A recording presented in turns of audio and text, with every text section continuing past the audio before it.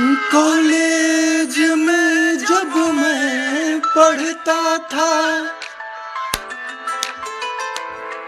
College में जब मैं पढ़ता था, ये उन दिनों की कहानी है।